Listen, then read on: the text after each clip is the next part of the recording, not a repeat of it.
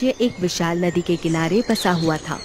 नदियापुर राज्य का राजा तेज प्रताप अपने महल के शाही दरबार में मंत्रिमंडल के साथ बैठा हुआ था कि तभी राजा का एक सैनिक दौड़ता हुआ वहां पर आ पहुंचा। राजा तेज प्रताप उस सैनिक की ओर देखकर बोला, क्या हुआ सैनिक, तुम इतने घबराए हुए क्यों? महाराज, आपके पुत्र राजकुमार कर्ण चंदन नगर से अपनी विशाल नाव से नदियापुर राज्य लौट रहे थे, लेकिन नदियापुर राज्य से थोड़ी दूर पहले ही वो विशाल नाव अचानक गायब हो गई। ये सुनकर राजा तेज प्रताप बुरी तरह से चौंकते हुए बोला, हमने राजकुमार कर्ण से कहा था कि वो जब नदियापुर राज्य लौटे तो जंगल के रास्ते से ही जाए।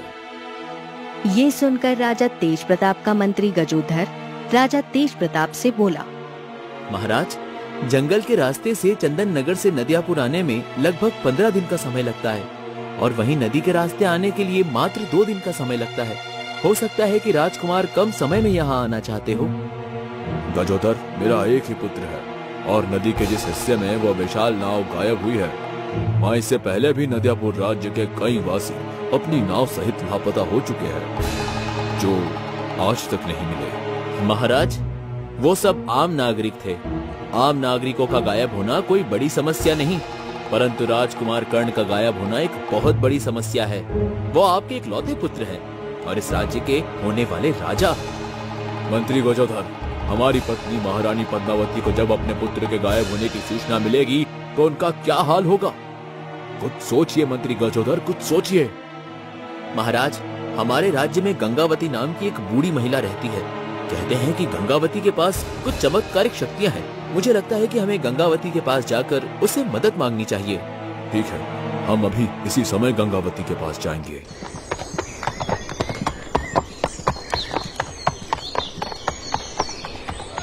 कुछ ही देर में राजा तेज प्रताप मंत्री गजोधर के साथ गंगावती के घर के अंदर खड़ा हुआ था। गंगावती चारपाई पर आराम से आंखें बंद किए हुए लेटी थी और एक 20 वर्षीय की युवती गंगावती के पैर दबा रही थी। वो युवती राजा तेज प्रताप और मंत्री को देखकर पूरी तरह से चौंकते हुए बोली, आंखें खोलिए माँ जी, महाराज स्वयं यहाँ पर पधारे हैं। उस युवती की बात सुनकर गंगावती तुरंत उठकर बैठ गई और राजा तेज प्रताप की ओर देखकर बोली, मेरे तो भाग्य ही खुल गए, महाराज स्वयं मेरे गरीब खाने में पधारे हैं। राजा तेज प्रताप सारी घटना बताते हुए गंगावती से बोला, मुझे किसी भी हाल में अपना पुत्र चाहिए गंगावती, और वो भी जीवित। गंगावती हंसते हुए राजा तेज प्रताप से बोली, इससे पहले नदियापुर राज्य के ना जाने कितने वासी उस नदी में गायब हो गए, आपको कभी उनकी चिंता तो नहीं हुई? तभी मंत्री गजोधर गंगावती से बोला, मत भूलिए गंगावती, इस बार राजकुमार स्वयं गायब हुए हैं। इससे पहले जो नागरिक गायब हुए थे वो सब आम नागरिक थे। उनके गायब होने से किसी को कोई फर्क नहीं पड़ता। मंत्री गजोधर की बात सुनकर गंगावती उसकी ओर गौर से देखने लगी। अचानक उसने अपनी आंखें बंद कर ली। कुछ देर बाद गंगावती अपनी आंखें खोलकर राजा तेज प्रताप को देखते हुए बोली, इस राज्य में आपकी कोई मदद नहीं कर सकता सिवाय एक परिवार के। कौन सा परिवार? उस परिवार को आपको स्वयं तलाशना होगा महाराज। वो नदी के किनारे जंगल में एक झोपड़ी में रहता है। उस परिवार में केवल 3 सदस्य हैं और वो तीनों सदस्य बहुत ही आम जीवन जीना पसंद करते हैं। आखिर उस परिवार में ऐसी क्या खास बात है? वो मुझे नहीं पता। जब मैंने अपनी आंखें बंद की तो मेरी जादुई शक्तियों ने सिर्फ उसी परिवार को दिखाया। उस परिवार में एक बूढ़ा व्यक्ति अपनी पत्नी और अपने पुत्र के साथ रहता है। आपको अभी से उनकी तलाश शुरू कर देनी चाहिए। गंगावती की बात सुनकर राजा तेज प्रताप मंत्री गजोधर सहित वहां से वापस चले गया और अपने मंत्री और सैनिकों के साथ उस परिवार की खोज में लग गया।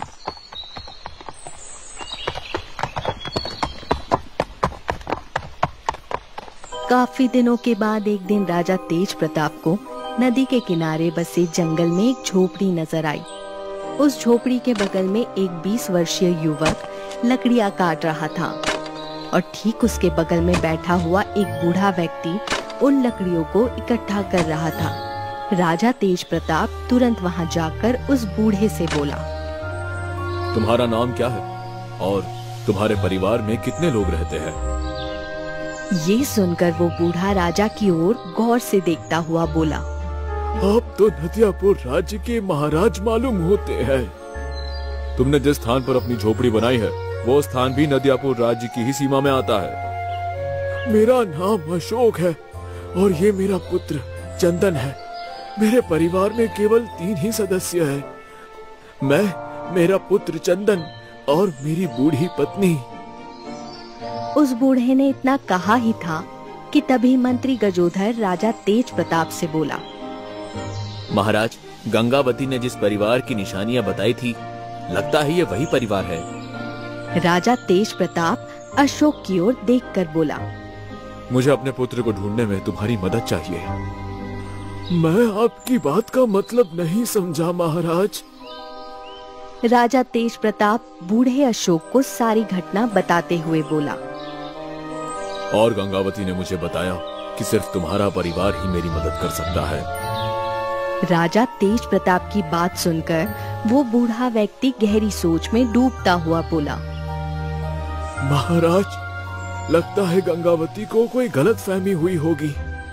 ना ही मेरे परिवार के पास कोई अलाउद्दीन का चिराग है और ना ही जादुई शक्तियां। भला मेरा परिवार आपके पुत्र को ढूंढने में कैसे सहायता कर सकता है? और जहाँ तक नदी में गायब होने वाली बात है, तो मैंने सुना है कि कुछ समय से नदियापुर राज्य के कई वासी भी वहाँ पर गायब हो चुके हैं। अगर मेरे परिवार के पास कुछ जादुई शक्तियाँ होती तो सबसे पहले मैं उन नागरिकों को ढूंढकर उनके परिवार से उन्हें मिला देता। ये सुनकर राजा तेज प्रताप बुरी तरह से क्रोधित होता हुआ अपने सैनिकों से बोला, लगता है ये हमें मूर्ख समझ रहा है। इसे तुरंत गिरफ्तार करके कारागार में डाल दो।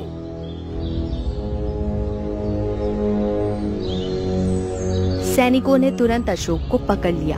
अपने पिता को बंदी बनता देख अशोक का पुत्र चंदन राजा तेज प्रताप की ओर देखकर बोला, मेरे पिता सही बोल रहे हैं महाराज, आपको जरूर कोई गलतफहमी हुई है। इन्हें छोड़ दीजिए।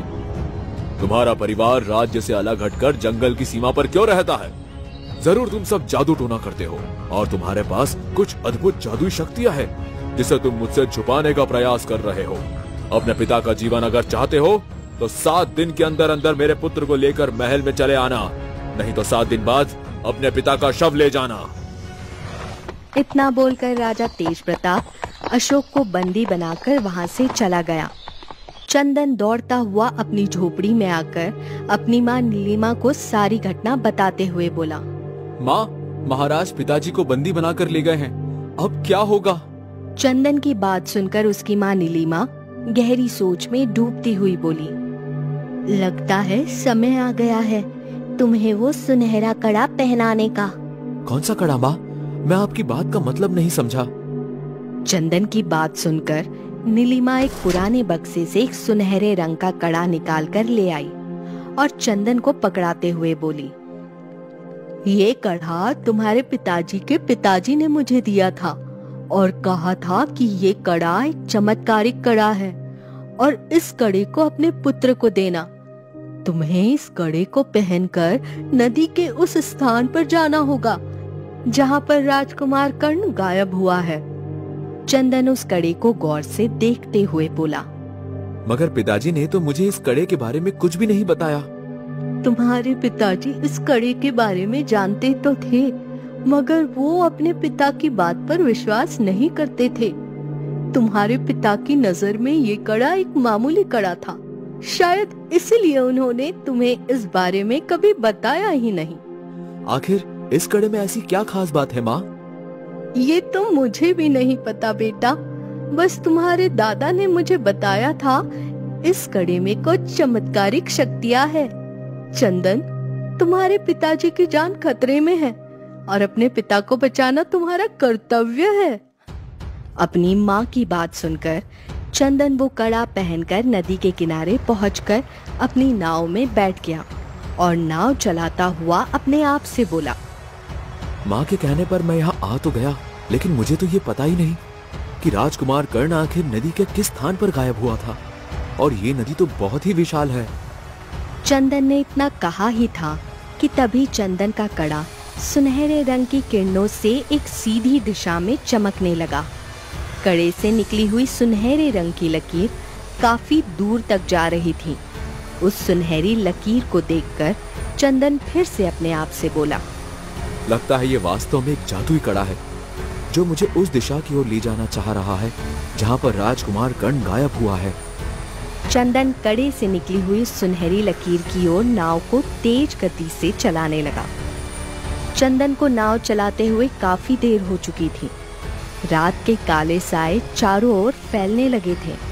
अचानक उस कड़े से सुनहरे रंग की लकीर गायब हो गई। अब क्या करूं? इस कड़े से निकलती हुई सुनहरी लकीर तो गायब हो गई और मैं बहुत दूर तक निकल आया हूं और रात भी हो चुकी है। तभी पानी के अंदर एक तेज धमाका हुआ। अगले ही पल नदी से एक सुंदर जलपरी निकलकर चंदन के सामने आकर खड़ी हो गई और चंदन को घूरती हुई बोली, कौन हो तुम और यहाँ पर क्यों आए हो? मेरा नाम चंदन है। चंदन सारी घटना बताते हुए उस जलपरी से बोला, मुझे किसी भी हाल में राजकुमार कर्ण को जीवित महाराज तक पहुंचाना होगा, नहीं तो महाराज मेरे पिता की हत्या कर देंगे। जलपरी हंसती हुई चंदन की ओर देखकर बोली, राजकुमार कर्ण के साथ साथ नदियापुर राज्य के बहुत से नागरिक भी इसी जगह पर लापता हुए हैं। लेकिन उन सब के गायब होने का रहस्य क्या है? आखिर क्यों नदी के स्थान पर लोग गायब हो जाते हैं? क्योंकि उन सबको मैं बंदी बना लेती हूँ। ये इलाका मेरा है। अब तुम मुझे बताओ चंदन कि तुम किसे वापस ले जाना चाहते हो, उन गरीब नदियापुर राज्य के वासियों को या फिर राजकुमार कर्ण को? जलपरी की बात सुनकर चंदन बहुत गहरी सोच में डूबते हुए बोला, मैं नदियापुर राज्य के उन वासियों को वापस ले जाना चाहता हूँ जो अपने परिवार का सहारा थे। तुम चाहते तो राजकुमार कर्ण को भी मांग सकते थे और तुम्हारे पिता की जान बच सकती थी। जानता हूँ, लेकिन मेरे पिता की जान से कहीं ज्यादा कीमती नदियापुर राज्य के उन गरीब लोगों की जान है जिनके परिवार उन्हें याद करके रोते रहते हैं। ठीक है, लेकिन मैं उन सबको एक शर्त पर आजाद करूंगी। कौन सी शर्त? यहाँ से कुछ दूर इस नदी के पानी के अंदर एक जल कुकड़ी चुड़ैल का आतंक है। तुम्हें उस जल कुकड़ी चुड़ैल का अंत करना होगा। अगर तुम उसका अंत करने में कामयाब हो जाते हो तो मैं नदियापुर राज्य के वासियों को तुम्हें सौंप दूंगी। अगर उनकी जान बचाने के लिए मुझे जल कुकड़ी चुड़ैल से लड़ना होगा तो मैं तैयार हूँ, भले ही मुझे इसके लिए अपने प्राण ही क्यों न देने पड़ जाए। ठीक है, मैं तुम्हारा यही इंतजार करूंगी। चंदन अपनी नाव को लेकर आगे की दिशा की ओर चलने लगा। चंदन की नाव कुछ ही दूर चली थी कि अचानक पानी में एक तेज धमाके के साथ एक भयानक दिखने वाली स्त्री पानी के अंदर से निकलकर चंदन के सामने खड़ी हो गई। उसके शरीर पर मछली जैसे कांटे उगे हुए थे। वो क्रोधित अवस्था में चंदन की ओर देखकर बोली, रात के समय तुम्हारी इस इलाके में आने की हिम्मत कैसे हुई? क्या तुम्हें मौत का खौफ नहीं? मैं तुमसे लड़ने आया हूँ। मूर्ख, ना तो तेरे पास कोई हथियार है और ना तो कोई जादूगर है। तू लड़ने नहीं बल्कि मरने आया है। जल कुकड़ी चुड़ैल ने इतना कहा ही था कि तभी चंदन के कड़े से आग निकलने लगी। उस आग ने बड़ी फुर्ती से जल कुकड़ी चुड़ैल के शरीर को पकड़ लिया। कुछ ही पलों में जल कुकड़ी चुड़ैल जलकर राख बनकर पानी में तैरने लगी। चंदन अपनी नाव से दोबारा उसी स्थान पर आ गया जहां पर जलपरी उसका इंतजार कर रही थी। चंदन को देखकर वो जलपरी मुस्कुराती हुई बोली, तुम वाकई बहादुर होने के साथ साथ दयालु भी हो चंदन। तुम परीक्षा में पास हो गए। मैं आपकी बात का मतलब नहीं समझा। चंदन, तुम्हारे पूर्वज नदियापुर राज्य के राजा थे जिन्हें राजा तेज प्रताप के पूर्वजों ने धोखे से हराकर उनके राज्य पर कब्जा कर लिया। तब से तुम्हारे पूर्वजों का दिल संसार की मोहमाया से हट गया और उन्होंने जंगल में बसेरा बना लिया, जहाँ पर तुम रहते हो। बहुत समय पहले तुम्हारे पूर्वजों ने एक शिकारी से मेरी जान बचाई थी और मैंने बदले में उन्हें भेंट स्वरूप उन्हें ये कड़ा दिया था जो तुम अपने हाथ में पहने हो। उसके कुछ समय बाद ही राजा तेज प्रताप के पूर्वजों ने तुम्हारे पूर्वजों को धोखे से हरा दिया और मेरी जादुई शक्तियाँ छीनने की कोशिश की। जब वो मेरी जादुई शक्तियाँ छीनने में कामयाब नहीं हो पाए तो उन्होंने एक तांत्रिक के जरिए मुझे नदी के इस स्थान पर कैद कर दिया। कैद होने की वजह से इस कड़े की शक्तियाँ कुछ समय के लिए कमजोर पड़ गई और ये मामूली कड़ा बन गया। फिर तुम आजाद कैसे हुई? और आजाद होने के बाद तुमने नदियापुर राज्य के वासियों को बंदी क्यों बनाया? कैद होने के बाद मैं ईश्वर की भक्ति में लीन रही और ईश्वर ने मुझ पर दया की और मैं आजाद हो गई। आजाद होने के बाद मुझे पता लगा कि तुम्हारे पूर्वजों को धोखे से हराने वाले की पीढ़ियां आज भी नदियापुर राज्य में शासन कर रही है और मैं पानी के बाहर नहीं निकल सकती थी। इसलिए मैंने पहले नदियापुर राज्य के वासियों को बंदी बनाया, मगर राजा तेज प्रताप ने उनकी कोई मदद नहीं की। वो भी अपने पूर्वजों की तरह क्रूर निकला। इसके बाद मैंने राजकुमार कर्ण को बंदी बना लिया। मुझे पता था कि अपने बेटे के गायब होने के बाद राजा तेज प्रताप किसी न किसी के जरिए उस परिवार के पास पहुंचेगा जिसके पास मेरा दिया हुआ सोने का जादुई कड़ा होगा। अब तुम नदियापुर राज्य के वासियों और राजकुमार को आजाद कर दो। अचानक चंदन को नाव में नदियापुर राज्य के वासी नजर आने लगे। उन्हीं लोगों में राजकुमार कर्ण भी मौजूद था, मगर उसके हाथ बंधे हुए थे। जलपरी चंदन से बोली, इन सभी लोगों को पता है कि इस राज्य के असली उत्तराधिकारी तुम हो। जाओ, राजकुमार कर्ण को बंदी बनाकर राजा तेज प्रताप के महल तक ले जाओ और अपने राजा होने का दावा पेश करो। उससे कहना कि अगर तुम सच्चे राजा हो तो इस कड़े को हाथ लगा कर दिखाओ। विश्वास करो, वो हार जाएगा। और जब तुम नदियापुर राज्य के गायब हुए वासियों को उनके घर तक छोड़ोगे तो सभी राज्य के वासी तुम्हारे पक्ष में हो जाएंगे। चंदन ने ठीक वैसा ही किया। नदियापुर राज्य के वासी गायब हुए लोगों को देखकर चंदन की जय जयकार करने लगे। चंदन राजकुमार को बंदी हालत में राजमहल तक ले गया। राजकुमार कर्ण के हाथों के बंधे हुए हाथों को देखकर राजा तेज प्रताप क्रोधित होकर बोला, तुमने मेरे बेटे को बंदी क्यों बनाया है? चंदन तेज स्वर में राजा प्रताप की ओर देखकर बोला, सिंहासन से उतर जाइए महाराज। जिस सिंहासन पर आप बैठे हैं उस सिंहासन का असली उत्तराधिकारी मैं हूँ। लगता है तुम्हारा दिमाग खराब हो गया है। चंदन सारी घटना दरबारियों को बताते हुए राजा तेज प्रताप से बोला, अगर तुम सच्चे हो तो मेरे इस कड़े को हाथ लगाकर दिखाओ। अपनी और अपने पूर्वजों की सच्चाई को साबित करके दिखाओ। चंदन की बात सुनकर राजा तेज प्रताप बुरी तरह से घबरा गया। तभी राजा तेज प्रताप का मंत्री गजोधर राजा तेज प्रताप से बोला, महाराज, इस समय हार मानने में ही भलाई है। आप और हम जानते हैं कि सच्चाई क्या है। सच यही है कि आपके पूर्वजों ने चंदन के पूर्वजों को धोखे से हराकर नदियापुर राज्य को हथिया लिया था और हम और आप अब तक यही समझते आए कि असली उत्तराधिकारी समाप्त हो चुके हैं। उस जलपरी ने राज्य के असली उत्तराधिकारी को ढूंढ लिया है और सच्चाई भी बता दी है। राजा तेज प्रताप चुपचाप सिंहासन से उठकर खड़ा हो गया और अपने सिर का मुकुट चंदन को पहना दिया और अपने परिवार को लेकर राज्य से निकल गया। चंदन ने अपने पिता को आजाद कर दिया और इस प्रकार नदियापुर राज्य का